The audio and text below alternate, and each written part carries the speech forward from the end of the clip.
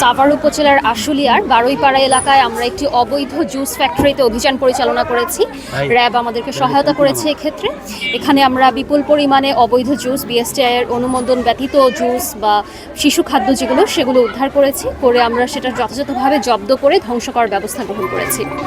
তাছাড়া আমরা সেখানে যাকে পেয়েছি, মালিককে, প্রধান যে মালিক, মূল মালিককে পাইনি, কিন্তু তার প্রতিনিধিকে পেয়ে তাকে জরিমানা করা হয়েছে। কাউকে কি আটক করা হয়েছে কিনা? না, মূল মালিককে পাওয়া যায়নি বলে তাকে আটক করা হয়নি।